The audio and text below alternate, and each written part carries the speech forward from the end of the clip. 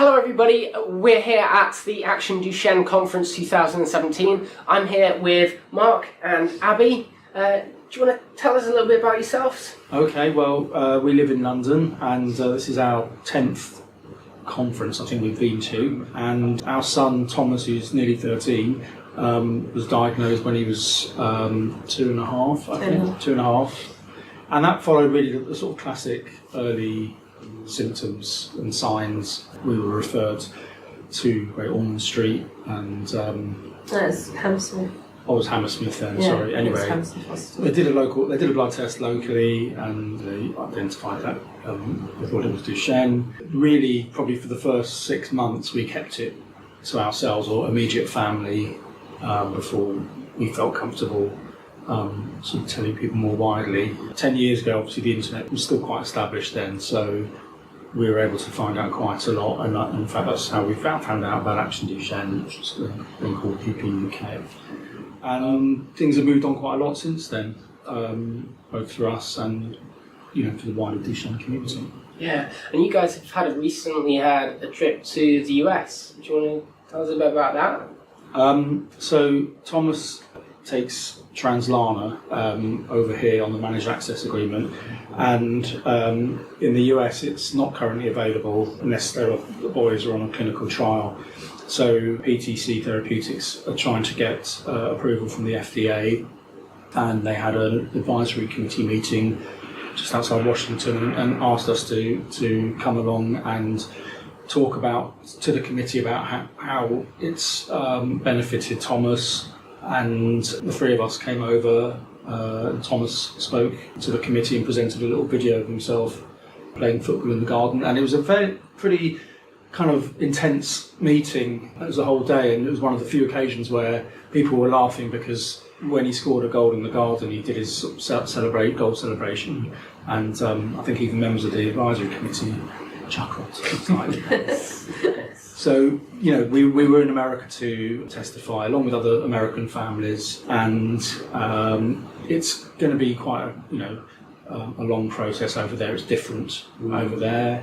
They don't have the NHS, they don't have NICE, and they don't have the EMA and an EMA conditional approval to sort of fall back on. It is different over there, but we know that PTC, following the vote and the decision by the FDA a few weeks ago to say that they need more data. We know that the drug company are going to be challenging that, appealing that, whatever the routes are available. I wrote a couple of blogs at the time. The FDA are largely focusing on the primary outcome measure, 6-minute walk test. Did it or didn't it meet that? Whereas I think everyone else that gave evidence and testified, and the drug company itself were looking at the totality of the data, and it's trying to get the regulators over there to recognise that you can't just be fixated on a 6-minute walk test. You've got to look at other data, and there is a lot of other data out there, and that's what's obviously happened over here with the managed access agreement, where it was felt that there was evidence. They wanted to collect more evidence, but in the meantime it's important to make the drug available. Yeah.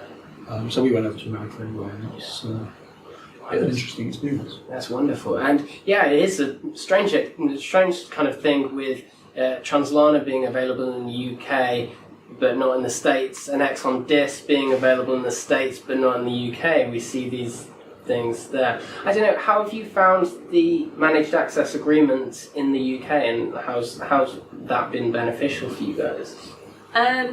Well, obviously it's great because it means that Thomas gets the drug non-trial, and it's delivered direct to our house every 4 weeks, and that works efficiently, and we've always got enough of the sachets for him. So in terms of getting it, I mean, obviously there's a worry because every year it has to be reapproved. So that obviously, is a little bit of a worry. Yeah. But then sort of once that's reapproved for the year, he can just sit back and he takes it, and obviously the dose has to increase if his weight and height's increased. But no, it seems to be working well, he's benefiting well from it. Absolutely. We have to go up to Great Ormond Street. We do it anyway for the neuromuscular clinics, but the requirement of the managed access agreement is you have to go, I think, once every 6 or 7 months, twice in 14 months to be assessed against the North Star ambulatory assessment, and that's a requirement of the managed access Also a agreement. blood test as well. Yeah. They do like a blood test. Yeah. But it's not at all sort of both the going up to Great Ormond Street, but also taking the drug. It's not intrusive or invasive. It's just, he just takes it sachet mixed with water, and again, that was something that was emphasised to the FDA, is that in terms of the drug itself, it's got a very good safety profile, and it's not difficult to take it for it to be administered. And obviously, with new drug, one of the things that they look at is safety and that side of it, and that aspect of the drug is fine. And there's obviously now experience over here with boys taking it. It's not a difficult thing to administer. Absolutely. Well, hopefully that will reflect positively for the outcomes ahead of us in the US and elsewhere. In terms of challenges, what have been some of the biggest challenges that have come along with Duchenne muscular dystrophy? I think obviously the first big challenge is getting over being given this terrible diagnosis. So that is the big thing. And the first challenge is how do we compute this? What do we do? So very, very quickly you had the intervention from Hammersmith Hospital, where the team was before they moved to Great Ormond Street, giving you tips on like your physio, like the standard ankle stretches and other stretches, possible sort of drugs, although they kind of started a bit later, but I think maybe might have been some intervention with stuff to begin with. Sort of at the time he was diagnosed, he already had a place at preschool.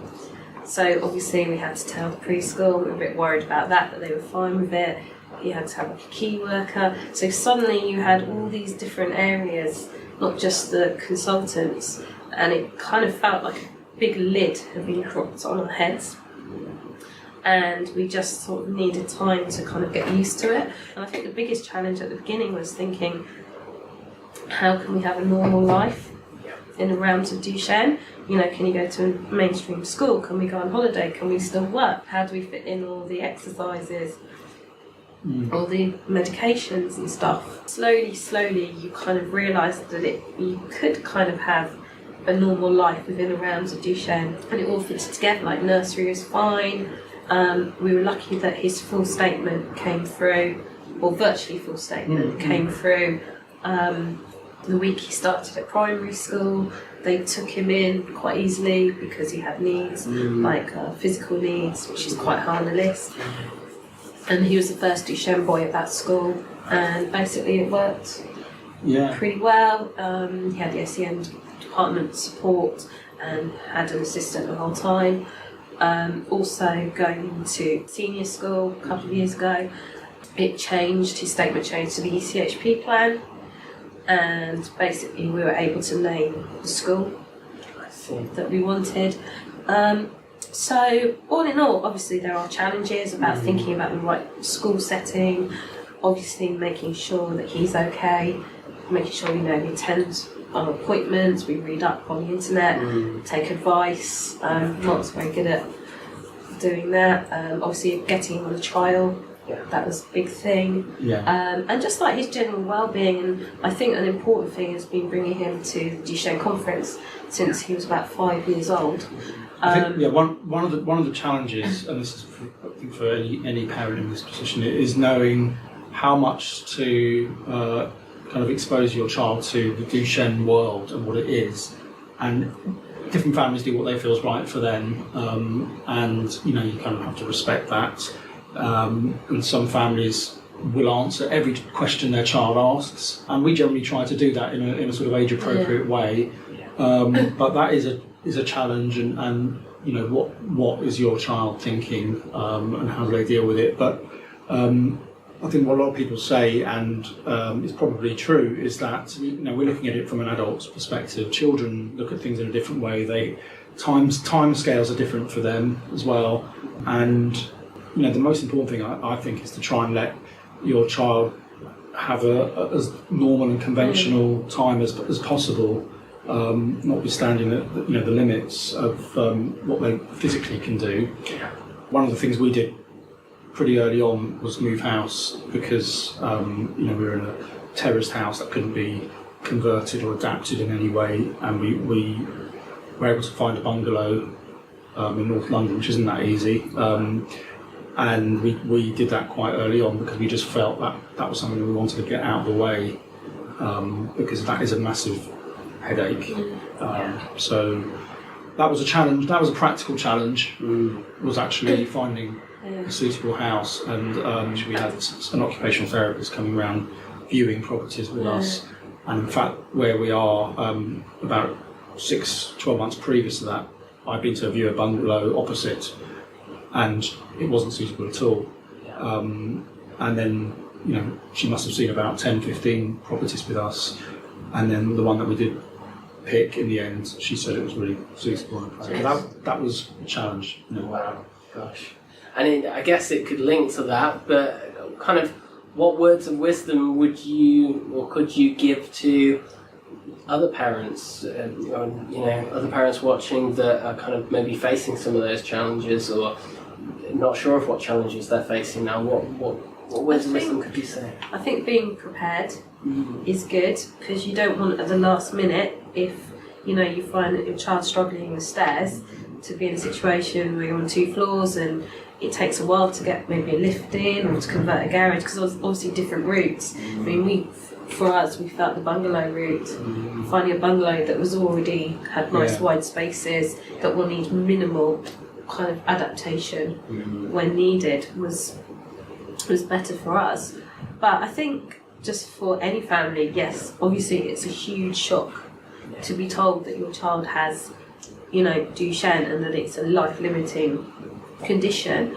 But obviously, as long as you plan, you take them to their regular checkups, make sure they're in good health, that, as Mark said, lead as normal life as possible, that, and have friends and hobbies, and the chance to travel.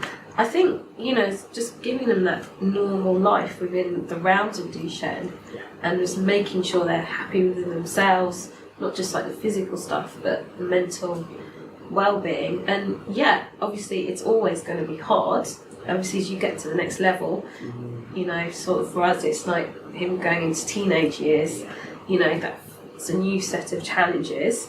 But I think also, in the 10 years since he's been diagnosed, look how many advances. Exactly. I mean, he would have known that a Duchenne drug would be available on the NHS. Yes, it's managed, but that's not something that was there when he was diagnosed. And also seeing that the age to which young men are even middle age, even ones my age, in their mid-40s, it's kind of amazing. So now when, if a child asks you how long, if you get that question, you can't actually give an answer because it's just changed so much, which is quite amazing.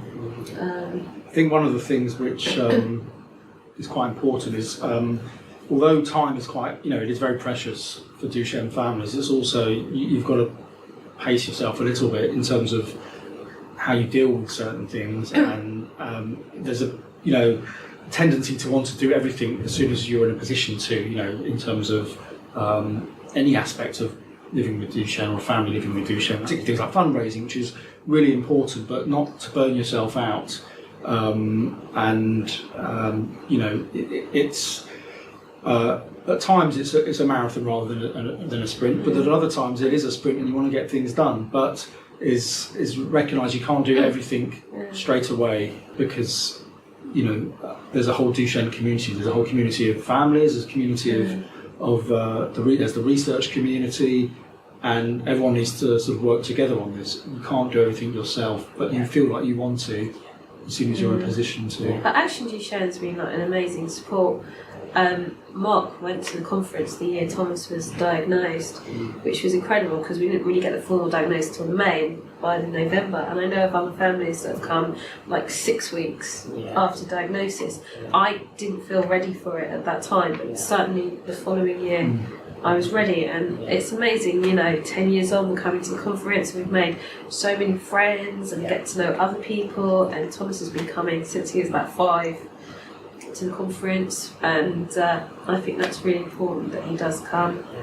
So we kind of, as I said, live a normal life within the realms, and Thomas is no different to any kid his age, likes his computer games, Lego, travel, it's... I think it could be, in some ways, it can be more difficult for parents coming to terms with it, because the children have grown up with that, and although they're aware of it, it's what they've always known. They've not had different expectations, especially necessarily. With the young diagnosis. I mean, he was about two when they started investigating.